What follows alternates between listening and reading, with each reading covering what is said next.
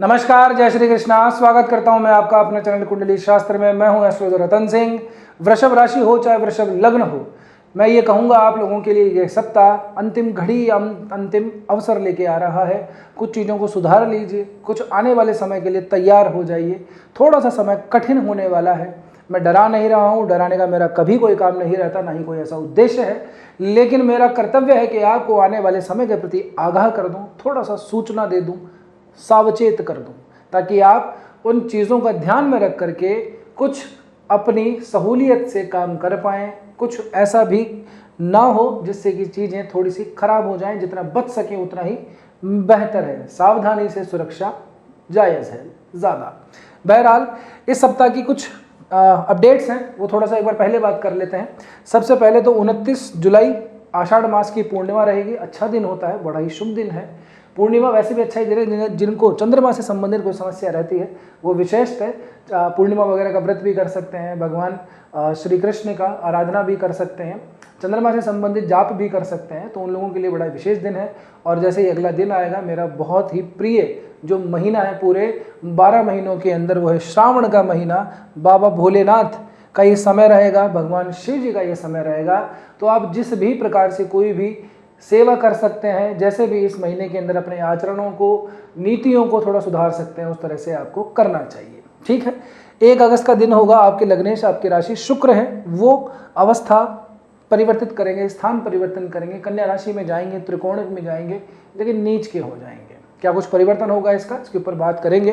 तो सबसे पहले तो अपन करियर को ही ले लेते हैं, या यूं कहें कि सबसे पहले चंद्रमा को देख लेते हैं। उससे हमारे को पूरे सप्ताह की गणित एक बार समझ में आ जाएगी। देखिए, चंद्रमा शुरुआत के दिन के अंदर ही, जैसे सोमवार मंगलवार 2 दिन होंगे, यानी कि 27 और 28 जुलाई के, चंद्रमा आप लोगों के लिए अष्टम भाव धनु राशि के अंदर जाएगा। और गुरु से यहाँ पे जो है बैठे हुए आपके तीसरे भाव के अंदर, तीसरे से राशि परिवर्तन का योग बनाएगा। गुरु चंद्रमा की राशि में, चंद्रमा गुरु की राशि में। स्थान परिवर्तन या राशि परिवर्तन कह सकते हैं इसको। तीसरे और 8वें का राशि परिवर्तन हो रहा है, ये ठीक बात नहीं है। यहाँ से आपको क्या है, आपकी जो किए हुए काम, जो कुछ मेहनत है, उसका कुछ इस तरह से इम्पैक्ट मिलेगा, इस तरह का प्रभाव मिलेगा कि ऐसा लगेगा कि यार काम अटक गया है। किसी अच्छे काम के लिए गए थे लेकिन काम हो नहीं पाया, जवाब ही नहीं आया, सामने वाले ने कोई रेस्पॉन्स तक नहीं दिया। इस तरह की स्थितियाँ ऐसे समय पे हो जाती हैं। खुद से भी कई बार ओवर थिंकिंग के चक्कर में या फिर गलत डिसीजन लेने की वजह से गलतियाँ ऐसी हो जाती हैं, बाद में फिर आपको पछतावा होता है कि यार मुझे ये बोलना चाहिए था, ये कहना चाहिए था, ये करना चाहिए था। चाहे अब ये काम आपका, आपके काम वर्किंग से रिलेटेड हो, आपकी जॉब से रिलेटेड हो, आपके बिजनेस से रिलेटेड हो, आपके घरेलू कामकाजों से रिलेटेड हो, आपके जो भी हमारे आसपास माताएं बहनें जो हमारी दिखती हैं, उनका कोई भी आस पड़ोस में या फिर अपनी रिश्तेदारी के अंदर, परिवार में कोई ऐसा काम हो, कुछ भी बात करनी हो, तो वहाँ पे गलतियाँ हो सकती हैं, मिसअंडरस्टैंडिंग हो सकती है, खामखा जो है थोड़ा बहुत कलह पैदा हो सकता है, मानसिक अशांति का थोड़ा सा समय दिखाई देता है। यानी कि किए हुए प्रयास का रिकग्निशन नहीं मिलता है। आपने बहुत अच्छा करने का एफर्ट किया और या तो किसी वजह से वो काम बिगड़ गया या फिर सामने से कोई रेस्पॉन्स ही नहीं आया। ऐसे समय पे ऐसा होता है। आगे बढ़ेंगे, 2 दिन होंगे, बुधवार और गुरुवार के। चंद्रमा आपके भाग्य भाव में गोचर करेंगे। यहाँ से सीधा समसप्तक हो जाएंगे। किससे? अपनी ही राशि से सीधी सीधी दृष्टि डालेंगे। तो अगर आप ठीक से देख पा रहे हैं तो कर्म से जो भाग्य होता है, भाग्य से कर्म, दोनों एक दूसरे से जुड़े रहते हैं। तो आप लोगों के लिए ऐसा है, इस समय पर मैं ये उम्मीद करता हूँ कि आपने जो कुछ काम किया है, ये सोमवार मंगलवार का दिन है, इसका रिकग्निशन शायद आपको बुधवार या गुरुवार के दिन को मिले। ठीक है ना। भाग्य के अंदर थोड़ी सी वृद्धि इस समय पे दिखाई देती है, और खास करके तब जब आपके पराक्रम या आपकी मेहनत से, आपके एफर्ट्स, जब भी कोई भी काम किया हुआ होगा, उसका रिजल्ट आपको बाद में दिखाई देता है इन 2 दिनों के अंदर। यानी कि अब आप अपने हिसाब से योजना बना लीजिए कि कब आपको बात कहनी है, कब उसका परिणाम आना चाहिए, उसी हिसाब से आप लोगों को परिणाम मिलेगा। फॉर एग्जाम्पल, किसी का अगर जॉब इंटरव्यू है तो उसने मंडे ट्यूसडे के आसपास कोई जॉब इंटरव्यू दिया, उसका रिजल्ट कुछ भी नहीं आया, आगे से कुछ भी रेस्पॉन्स नहीं आया, आपने बिल्कुल भूल गए कि यार ये तो गया, खराब हो गया, लेकिन फिर आपको बुधवार गुरुवार के दिन के आसपास जरूर से शुभ परिणाम मिल सकते हैं। आगे बढ़ते हैं। तारीख आती है हमारे पास में गुरुवार की। गुरुवार शुक्रवार का ये दिन रहेगा लगभग। वैसे तो यहाँ पे 3 दिन के आसपास रहेंगे, लेकिन शुक्रवार के दिन ही जैसे धनु राशि के अंदर प्रवेश कर जाएंगे चंद्रमा, तो पंचक प्रारंभ हो जाएंगे। पंचक का अर्थ होता है कि कोई भी काम ऐसा आपको नहीं करना चाहिए जो गलत हो, आप नहीं चाहते हैं कि वो रिपीट हो। पंचक के समय पे किया गया काम 5 बार रिपीट होता है। ऐसे समय के अंदर बांस खरीदना, खाट बनाना, आज के ज़माने में बेड बनाना, डबल बेड वगैरह, कोई भी फर्नीचर से संबंधित कोई काम नहीं करना चाहिए, किसी को पैसे भी नहीं देने चाहिए। कोई भी ऐसा काम जो आप चाहते हैं कि यार दोबारा नहीं होना चाहिए, वो इन पंचक के दौरान नहीं करना चाहिए। पंचक 5 दिन के होते हैं, ठीक है ना। ये कुंभ से लेकर के मेन राशि तक की जो यात्रा चंद्रमा की होती है, यही पंचक कहलाते हैं। ये आपके कर्म भाव के ऊपर चंद्रमा जाएंगे। शुक्रवार, शनिवार, रविवार के दिन के लगभग ग्रहण योग बनेगा, तो वर्किंग प्लेस के ऊपर सावधानी रखिएगा। कोई मिथ्या आरोप लगाया जा सकता है, झूठा इल्जाम लगाया जा सकता है। आपने काम करने का प्रयास किया, वो गलत डायरेक्शन के अंदर चला गया, सामने वाले ने उसको इंटरप्रेट गलत तरीके से किया, तो मैसेज को कन्वे करते वक्त ध्यान रखिएगा कि आप वही बात करें जो आप समझाना चाह रहे हैं, नहीं तो सामने वाला तैयार बैठा है गलत समझने के लिए। आपके वर्किंग प्लेस के ऊपर भी थोड़ी बहुत हमको बुलिंग दिखाई देती है। थोड़ा सा आसपास के जो वातावरण के जो लोग बाग हैं वो टांग खिंचाई कर सकते हैं, और ये लगभग हर ऑफिस के अंदर होता है। ऑफिस जॉब वालों को ऑफिस पॉलिटिक्स थोड़ी सी झेलनी पड़ सकती है, तो थोड़ा सा ध्यान रखिएगा इस बात को, ठीक है ना।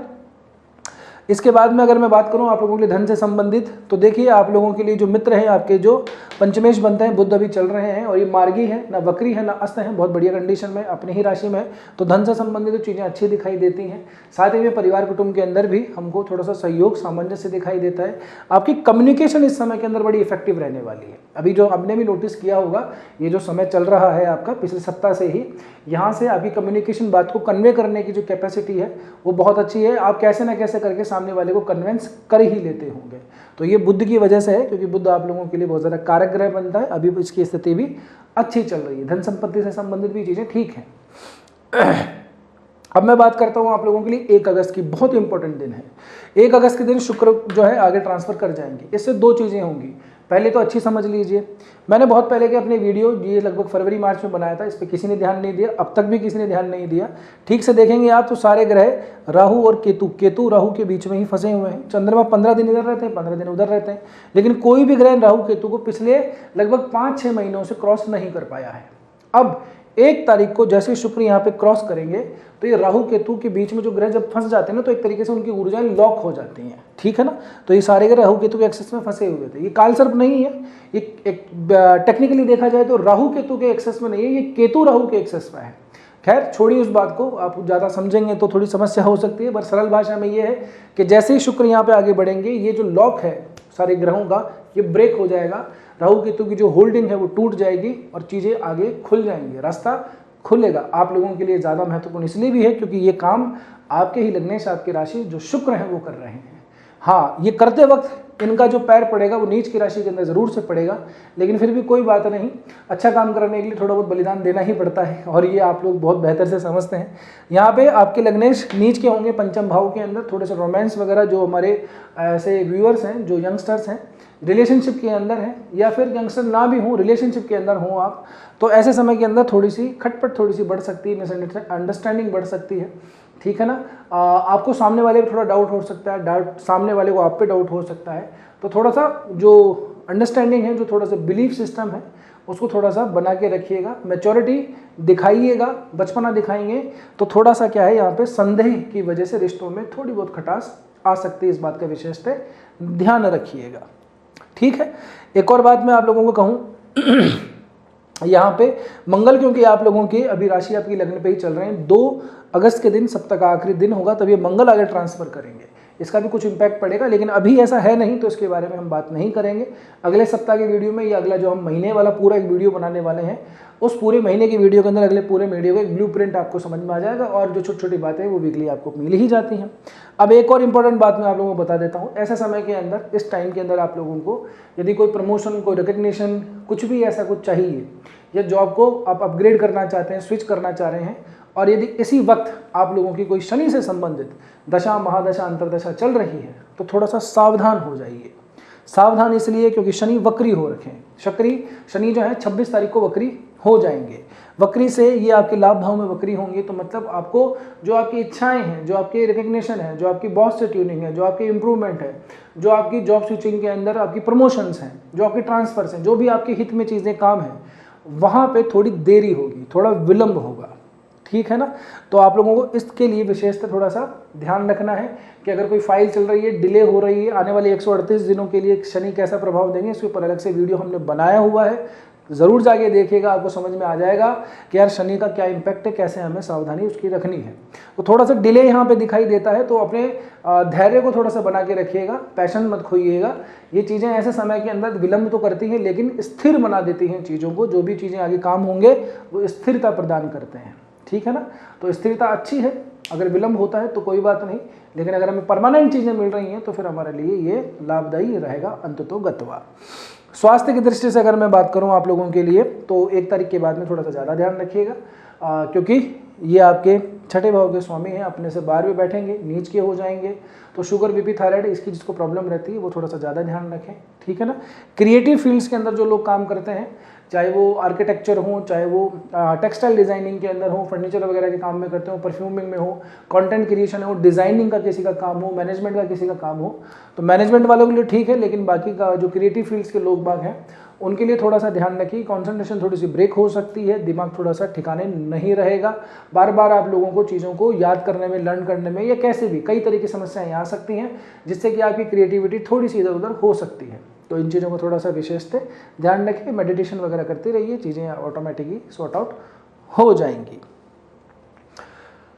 अब आगे मैं आप लोगों के लिए एक और बात थोड़ी सी कह दूं कि जो गुरु और सूर्य की युति बनी हुई है, ये आपको दिख ही रहा है, गुरु उच्च के हैं लेकिन तीसरे भाव में है, सूर्य का साथ मिल रहा है, अस्त हो रखे हैं। तो ये तो चीज़ें तो ठीक है, आपके एफर्ट थोड़े से जो है बढ़ रहे होंगे, उनका रिजल्ट आपको मिलेगा, धैर्य बना के रखिए, ठीक है ना। आने वाला जो समय है ना, ये थोड़ा सा कठिन रहने वाला है, दिख रहा होगा आपको। एक तो बुध भी आगे बढ़ेंगे, इस कर्क राशि में जाएंगे 7 तारीख के आसपास, तो यहाँ से भी थोड़ी सी प्रॉब्लम आएगी। फिर उसके बाद में आपके जो लग्नेश राशि से ये भी थोड़े से नीच के होने जा रहे हैं पंचम भाव के अंदर, मंगल भी आगे ट्रांसफर मार जाएंगे। तो इन तमाम चीज़ों के बाद में इधर से राहु केतु का नक्षत्र बदलेगा, बहुत सारी चीज़ें होने वाली हैं इस अगस्त के पहले वीक के अंदर ही। तो आगे का रास्ता थोड़ा सा कठिन है, ये अंतिम सप्ताह है आप लोगों के लिए, जब चीज़ों को थोड़ा सा संभाल सकते हैं, आगे की प्लानिंग कर सकते हैं। आने वाले सप्ताह की बहुत ठीक से प्लानिंग करके रखिएगा, नहीं तो चीज़ें दाएँ बाएँ होते हुए देर नहीं लगेगी। अब यहाँ तक पहुँचे हो तो मैं उम्मीद कर रहा हूँ कि वीडियो ठीक ही लगा होगा। एक और बात मैं आपसे कह दूँ, आपकी खुद की जो जन्म पत्रिका है ना, वो बहुत इंपॉर्टेंट है। आपका लग्न कौन सा बनता है, ग्रहों की स्थितियाँ कहाँ पर हैं, नवमांश क्या है, दशमांश क्या है, इसके बाद में फिर किस दशा, महादशा, अंतर्दशा से आप गुजर रहे हैं, किस तरह की समस्याएं आप जूझ रहे हैं, इन चीज़ों के बाद में ही हम जो है किसी ठीक निर्णय के ऊपर पहुँच सकते हैं।